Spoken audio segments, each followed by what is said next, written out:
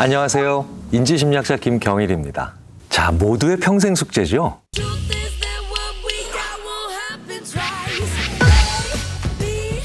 다이어트. 어머, 늘었네?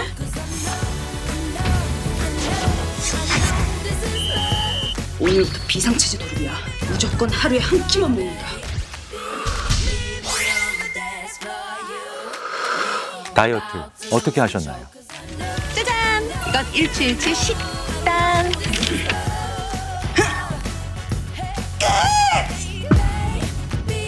불굴의 의지로? 불타오르는 결심으로? 자, 그런데요. 심리학자들이 가장 많이 하는 얘기 중에 하나가 당신의 의지력을 믿지 말라요. 살 빼고 싶으시다고요? 저 논문을 읽고 실천해서 지금 무려 10kg를 감량한 겁니다.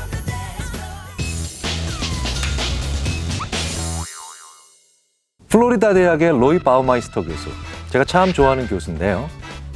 의지력의 재발견이라는 책으로 유명합니다. 책의 가장 중요한 핵심은 뭐냐면 당신이 어떤 일을 계속하고 싶다고? 그래서 의지를 불태우고 있다고?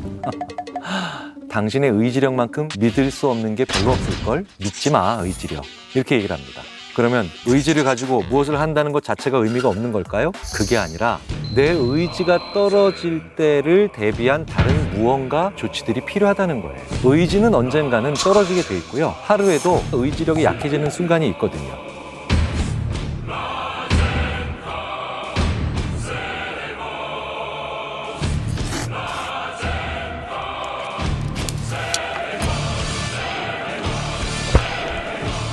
자, 그렇다면 그 의지력이 떨어졌음에도 불구하고 나의 그 행동을 유지하게 만들어주는 팁들이 무엇이 있느냐. 첫 번째 논문이 바로 제가 참 좋아하는 또 다른 심리학자 파블로 브리뉴리예요. 스페인 마드리드 대학의 교수인데요.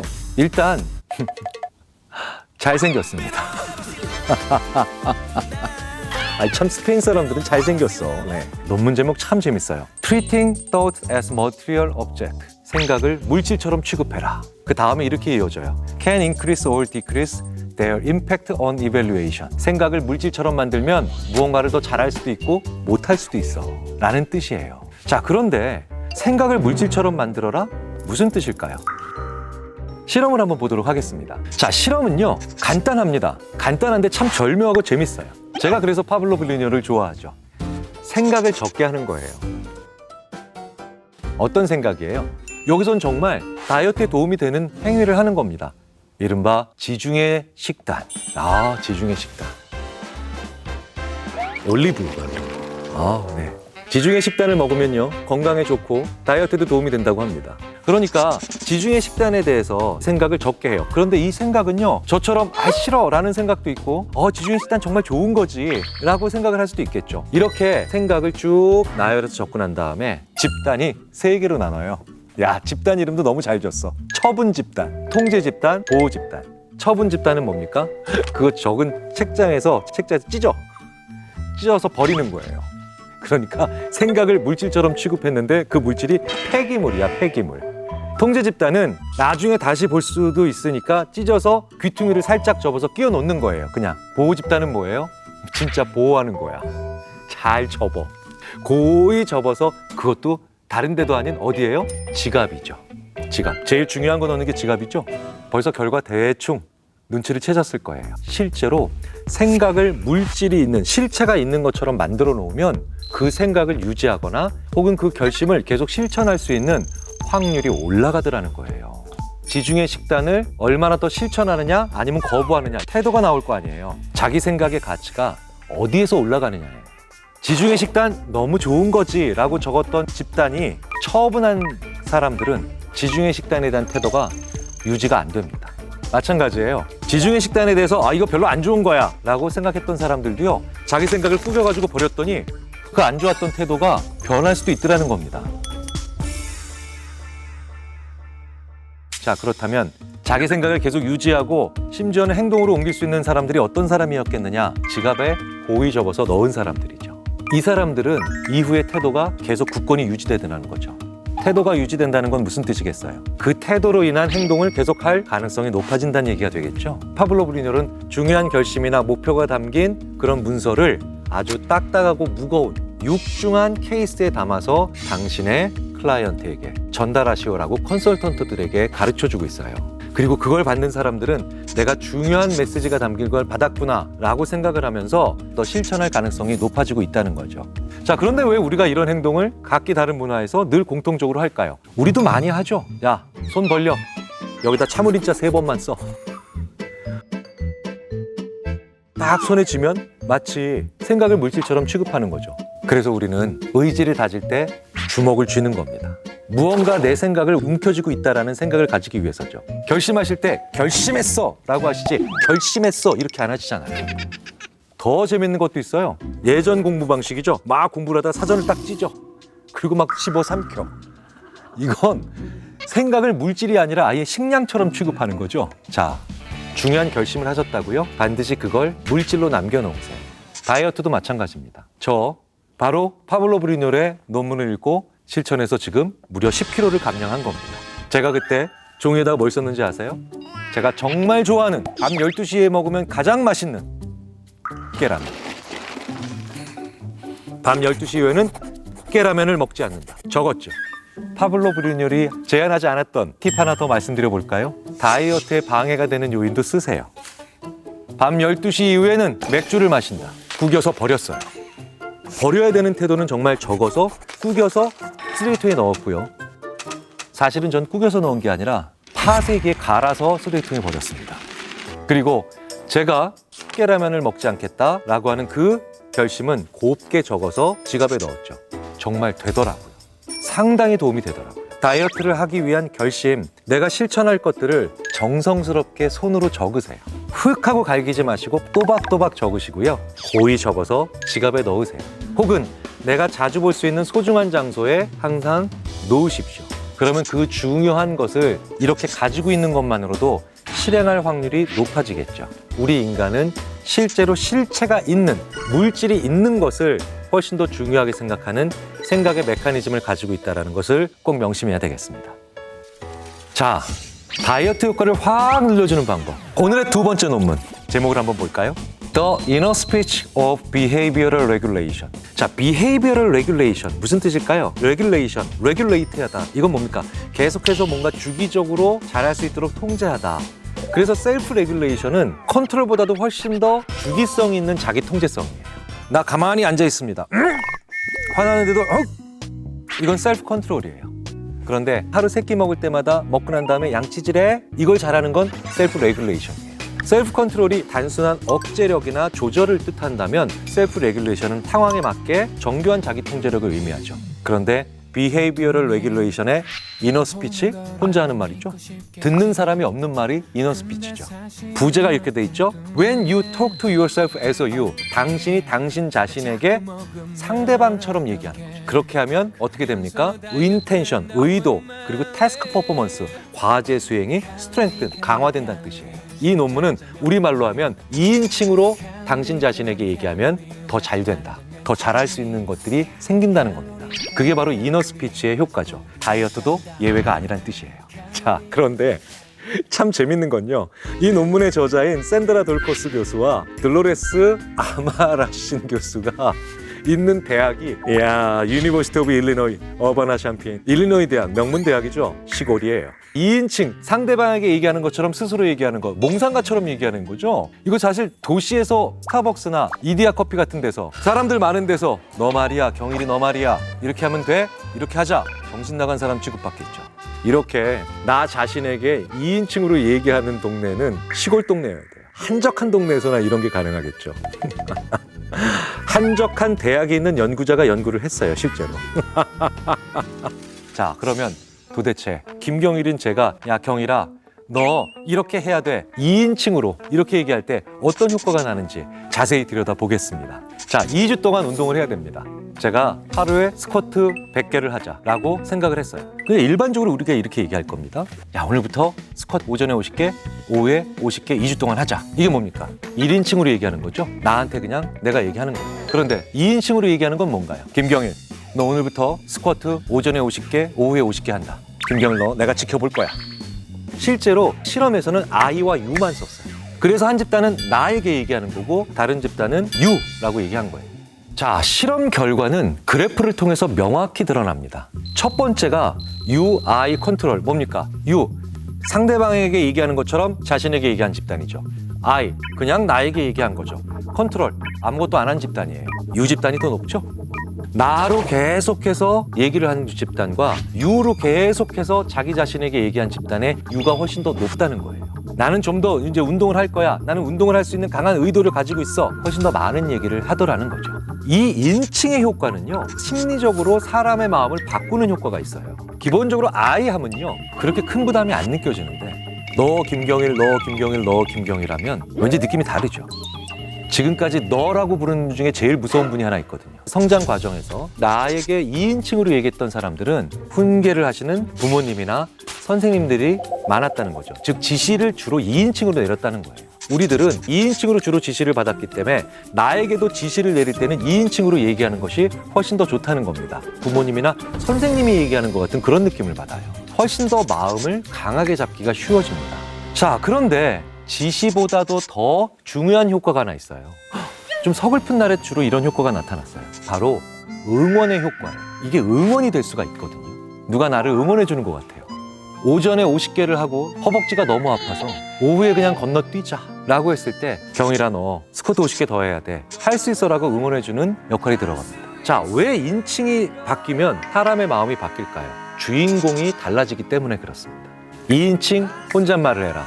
김경일, 너는 다이어트를 할 수 있다. 이렇게 다짐을 하는 겁니다. 나는 열심히 운동할 거야가 아닌 너는 열심히 운동할 거야. 넌 할 수 있어.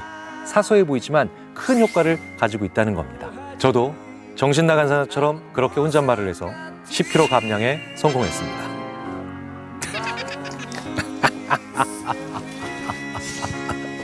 아, 진짜 이거 뭐 전 국민에, 나 이러고 다시 살찌면 어떡하냐 이거. 아, 나 미치겠네 이거.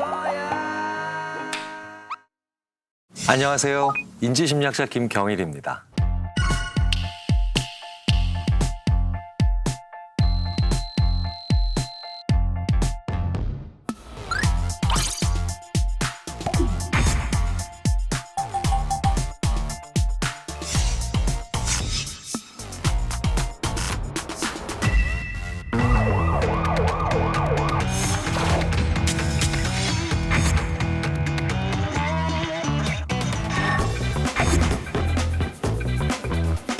정말 많은 경우에 밥 먹으면서 딴짓을 하죠. TV를 보고 책을 보며, 책 보는 건 그나마 낫죠. 다른 친구들과 얘기를 하죠. 심지어 제일 무섭다는 유튜브를 보십니다. 유튜브 뺄까?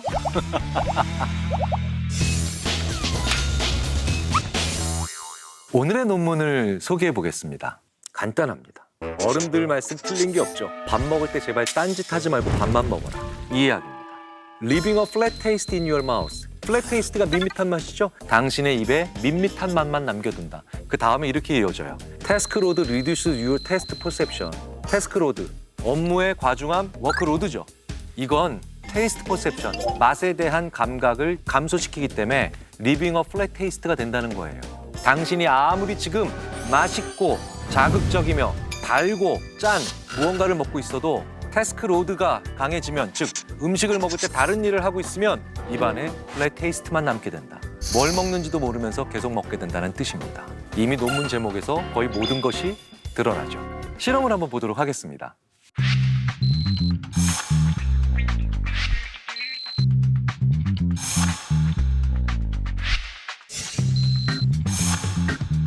실험자들은 음식의 맛을 평가하거나 심지어 요리까지 하게 해요. 맛을 평가한다는 건 뭡니까? 뭐 신맛, 단맛, 짠맛, 이거 얼마나 신지, 단지, 짠지 하는 거죠. 소금 버터 크래커를 예를 들어 볼게요. 솔티 버터는 뭐예요? 아주 짠 그런 버터죠. 솔트 프리 버터, 그냥 짜지 않은 크래커예요. 소금기가 거의 없어서 약간 밋밋한 맛이죠. 로우 태스크 로드랑 하이 태스크 로드, 일의 과중함이 쉽고 어려운 걸로 나뉘겠죠. 하이 태스크 로드, 뭔가요? 7자리죠? 7자리 알파벳. 로우 태스크 로드, 철자 하나, 한 자리 글자를 외우는 일을 하는 거죠. 이걸 외우면서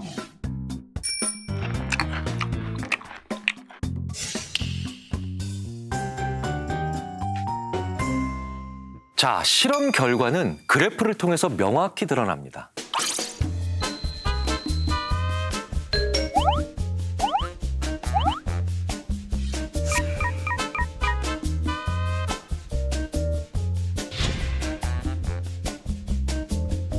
보시면 아시겠지만 솔트 프리 버터 이걸 먹는 양이 별로 차이가 나지 않죠. 그런데 짠맛에서는 차이가 나죠. 그러니까 먹으면서 무언가 더 어려운 일을 하면 그럴 때는 짠맛이 들어간 크래커를 훨씬 더 많이 먹더라는 거예요. 왜일까요? 못 느끼고 있다는 거죠. 내가 얼마나 먹었느냐, 그 외 모든 음식을 섭취하는 것과 관련된 모니터링이 다른 무언가를 하고 있으면서 약해지기 때문이죠. 그러니까 계속 더 먹게 된다는 거예요. 공포영화를 보면서 정말 고질라 사이즈의 팝콘 한 통을 다 드셔본 적 있지 않으세요? TV를 보면서 정말 노래방용 뚜껑 한 봉지를 다 드시고 밤새 물을 들이키셨던 적 없으세요? 전 많습니다. 왜 우리는 무언가를 하면서 먹게 되면 계속해서 먹게 될까요? 바로 맛을 잘 못 느끼기 때문이에요. 그런데 맛을 잘 못 느낀다는 건 무슨 뜻입니까? 그 강도의 단만큼이나 그 강도만큼의 짠맛을 느끼기 위해서 더 많이 먹어야 된다는 뜻이에요. 자, 그런데 이런 결과는 먹을 때도 그렇지만 요리할 때도 그렇다는 거예요. 자, 그러니까 우리 어머니의 음식이 왜 짠지 이제 아시겠죠? 우리 어머니가 계속 TV를 보시거나 친구랑 전화하시거나 아니면 라디오를 들으시면서 계속해서 간을 보시면서 음식을 하셨기 때문에 그게 더 짠 거예요. 현대인들이 짜고 맵게 먹는 경향이 늘어나는 이유 마찬가지겠죠. 바쁘기 때문에. 멀티태스킹한다. 여러 가지 일을 한다. 현대인에게는 참 달콤한 유혹이죠. 나는 한 번에 여러 가지 일을 해. 하지만요, 인간은 멀티태스킹 하지 못합니다.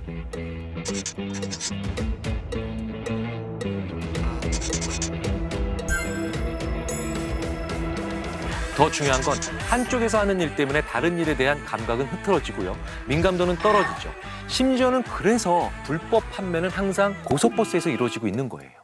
정신없이 무언가가 지나가고 소리가 시끄러우니까 사람들은 판단력을 잃어서 사지도 않은 물건을 사기도 한다는 거죠. 옥장판은 꼭 그래서 거기서 팔지 않나요? 그 옥장판이 바로 내 앞에 있는 음식이 된다는 뜻이에요. 실제로 이것과 관련된 비슷한 후속 연구들을 보면 바쁜 사람일수록, 일을 막 하는 사람일수록, 그리고 시간에 쫓기는 사람일수록 대상자가 누군지 아십니까? 폐장을 앞둔 주식 중개인들, 혹은 마감을 앞둔 기자들, 혹은 시험이 내일인 학생들.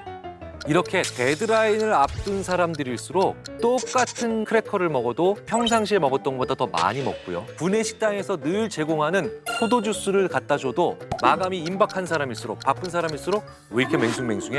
왜 이렇게 싱거워? 라고 하면서 더 당도를 높여달라고 요구를 했다라는 겁니다. 그러니까 바쁘다고 생색내는 우리일수록, 정신없는 우리일수록 좀 더 자극적인 것, 좀 더 단 것, 좀 더 신 것, 좀 더 짠 것들을 계속 요구하게 되어 있어요. 그리고 더 많은 양을 원한다는 겁니다. 다이어트도 마찬가지입니다. 다이어트의 가장 중요한 점은 덜 먹어야 되죠. 아니 뭐 다이어트를 위해서, 다이어트란 말 자체가 뭔가를 빼내는 거잖아요. 그래서 제일 믿을 수 없는 광고가 먹을 거 다 먹으면서 다이어트 하세요. 이거 말도 안 된다고 얘기하시잖아요. 맞습니다. 덜 먹어야 되죠. 그러면 덜 먹게 만드는 방법이 뭐냐는 거예요. 잘 쉬어야 다이어트 잘 하실 수 있어요. 제대로 못 쉬고 있기 때문에 우리 몸이 좀 더 자극적인 걸 원하고 있는 겁니다. 바쁜 여러분, 잘 쉬고 계신지요? 정말 휴식을 취하고 계세요? 바쁜 분들일수록 계속해서 몸이 불어나가는 거. 다이어트에 불리한 상황이겠죠. 다이어트의 가장 중요한 건 적정한 휴식을 취하고 있는가를 살펴보는 겁니다. 제가 그리고 지난 몇 달 동안 다이어트에 성공할 수 있었던 이유 중에 하나도, 아직 성공까지는 아닙니다만 지난 10년 동안 가장 낮은 체중을 유지할 수 있었던 건 역설적이고도 코로나로 인해서 제가 좀 휴식을 취할 수 있기 때문 아니었나라는 생각이 들어요. 제가 집에서 밥을 먹으면서 국이 왜 이렇게 짜? 제가 이러고 있더라고요. 자, 그런데 흥미롭게도 좀 싱겁게 먹어야 되겠다라는 얘기를 하면서 제 아내를 놀랍게 만들었던 그 전날 많은 잠을 잤어요. 충분히 자고 난 다음에 몸이 바쁨으로 인한 스트레스를 덜 받으니 같은 맛이라도 더 강하게 느낄 수 있는 민감도가 올라갔다는 뜻이죠. 더 강한 맛과 많은 양을 요구하고 계시다면 나는 불필요하게 바쁘고 있다는 얘기예요. I got a feeling that this could be a little more than feelings. If I'm being honest, honestly, you got me where you want it. You got me playing every card, spending all my time. 바쁜 건 좋은 거죠. 열심히 일하시는 건 중요합니다. 하지만 괜히 바쁜 삶이 의미 있는 삶이라고 착각을 하고 있는지 한번 이런 것들을 돌아보실 필요는 분명히 있지요. 동시에 여러 가지를 한다라고 하는 혹은 시간을 절약한다라고 하는 얄팍한 생각을 하실 필요가 없다는 겁니다. 그럼 더 많이 먹게 되고 자극적인 걸 원하게 되어 있으세요. 우리 뇌는요, 유혹에 약합니다. 그러니까 오히려 긍정적 유혹, 즉 살짝 조금씩 꼬셔야 되는 게 우리 뇌예요. 이렇게 살짝 뇌를 꼬시는 걸 뭐라고 부릅니까? 습관이라고 하죠. 특히 음식을 먹을 땐 제발 음식만 드세요. TV 보면서 음식 드시지 마시고요. 스마트폰으로 뭐 보면서 군것질하지 마세요. 나도 모르는 사이에 내가 먹을 수 있는 양을 훨씬 더 초과해서 먹게 된다는 건 자명한 겁니다. 우리가 비만인 것에 대해서 우리가 그걸 단순히 의지의 문제를 몰고 가면 안 돼. 참을 수 없는 배고픔, 참을 수 없는 무기력은 비만의 원인이 아니라 일 수도 있다는 거야.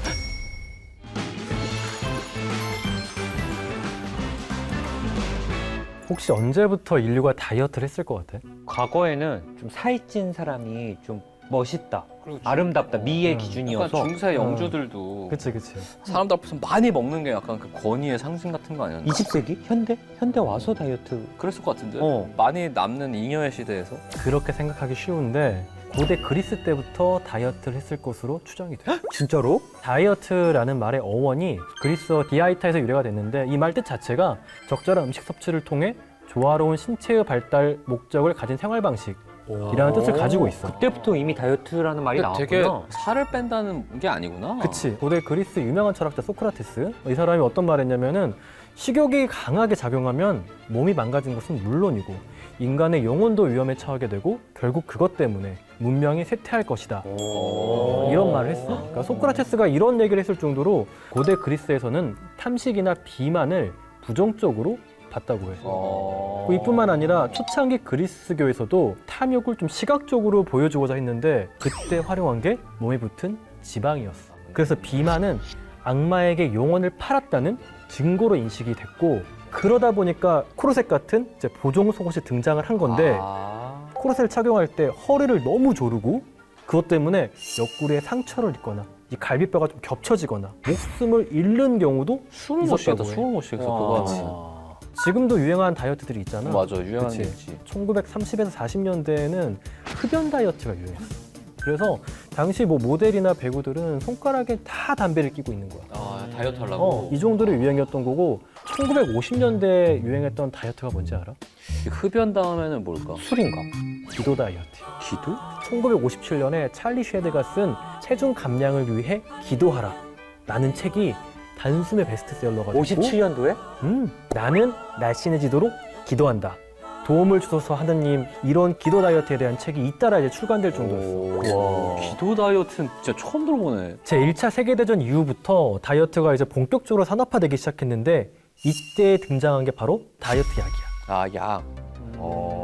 마법같이 좀 체중을 줄여주는 디니트로페롤이라는 약물이 나왔었는데 진짜 처음 들어본다. 이게 정말 최악의 약이었어. 최악의 약. 발암성 염색제여가지고 인체에 들어오게 되면 해독할 수도 없고 많은 약에 노출되면 고열에 시달리거나 뭐 미각을 잃을 수도 있었거든. 그런데 사람들이 권장약에 막 2배도 먹게 됐어. 살 빼려고? 살을 빼려고. 다이어트는 사실 진짜 다들 힘들어 하잖아. 사실 쉽지 않지. 그래서 약이라든지 뭔가 좀 다른 것에 의지하고 싶었던 게 애나 지금이나 마찬가지가 아니었을까 그렇네. 이런 생각도 들고 그래서 오늘은 다이어트 할 때 우리가 가장 의지하고 싶고 좀 유혹도 되기도 한 다이어트 약에 대한 이야기 좀 해볼게요.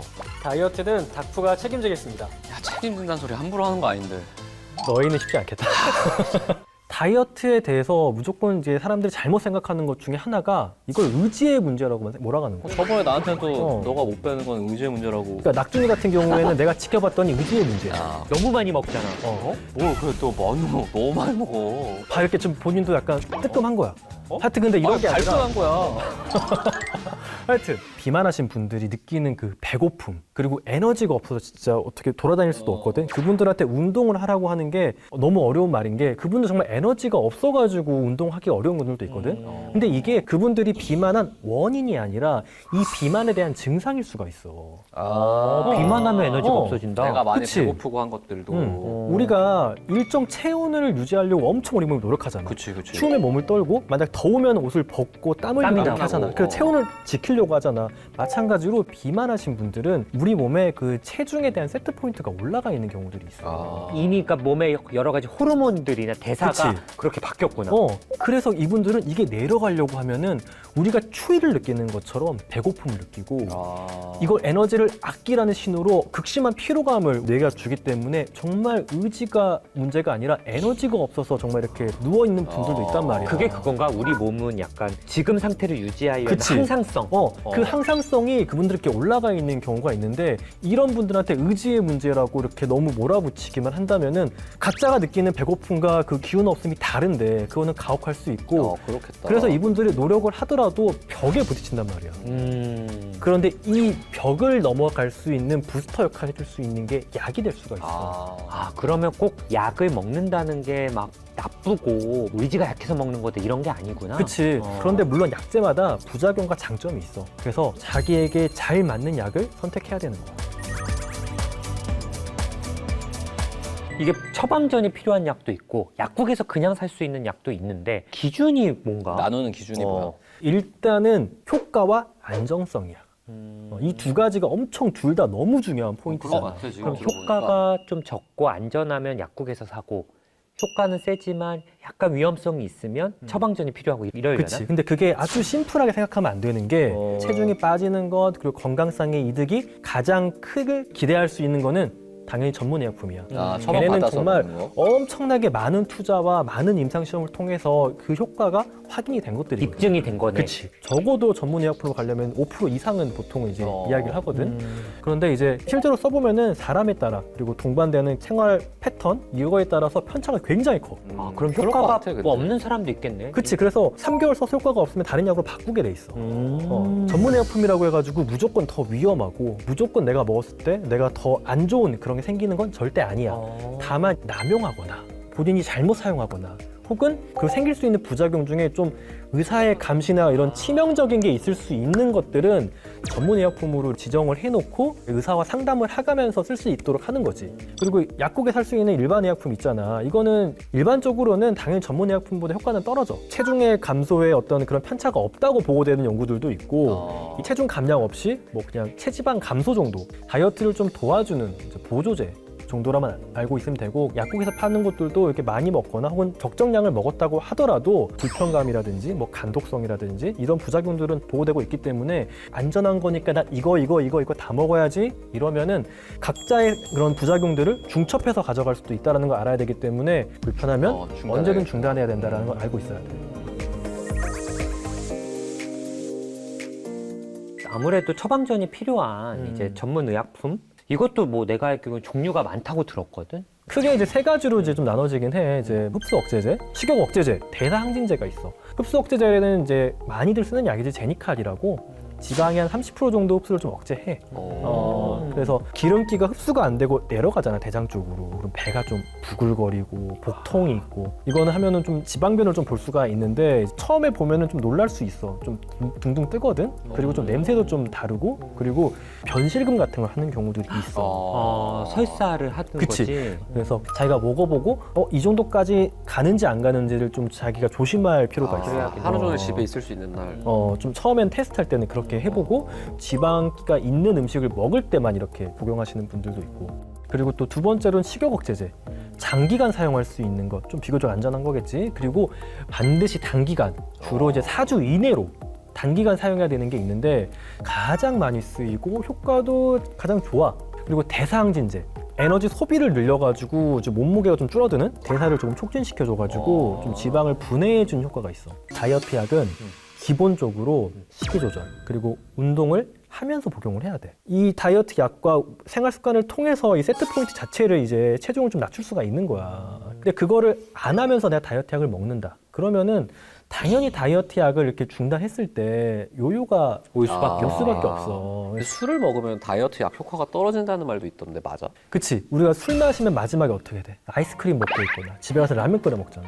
진승이는 햄버거를 먹을 거야. 맞아. 자꾸 뭘 먹게 돼. 술을 마시면 이상하게 안주도 먹고 다 저녁도 먹고 했는데. 술 먹으면 두 가지가 있는데 첫 번째 배부른 걸 잘 못 느끼게 되고 그리고 식욕을 억제하려고 하는 뇌의 작용이 좀 풀려. 근데 다이어트 약제의 주된 기전들이 식욕을 억제하는 효과거든. 이게 풀리는 거야. 그러면 소용이 소름이 없어지네 다이어트 약을 먹은 게. 반드시 먹어야 되는 자리가 있다면은 자기 먹을 안주 같은 거는 자기 앞접시를 꼭 사용하라 그래. 단백질 위주나 야채 이런 걸 해가지고 자기 앞접시에만 놓고 나 이거만 먹어야지. 그리고 주변 친구들한테도 나 이거 먹은 다음에 햄버거 먹으려고 말려라.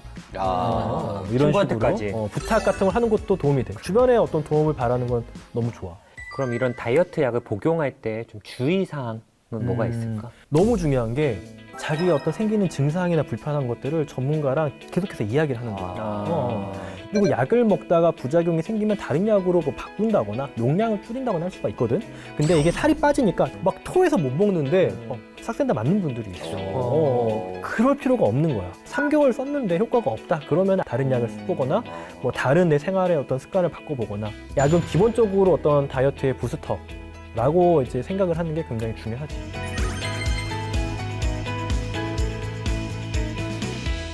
우리가 비만인 것에 대해서 우리가 그걸 단순히 의지의 문제를 몰고 가면 안 돼. 우리가 다른 병 가진 사람들을 보면서 나태해서 당신이 그런 병이 생긴 거야 라고 이렇게 막 색안경 쓰지 않잖아. 그치.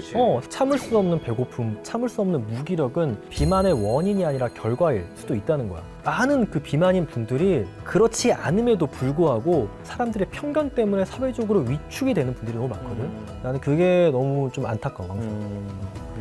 오늘은 이렇게 비만에 대한 이야기를 해봤고요. 비만이신 분들이 더 건강해질 수 있도록 저희도 항상 응원을 할 테니까 기운 내시고 지금까지 우리는 닥터 프렌즈였습니다.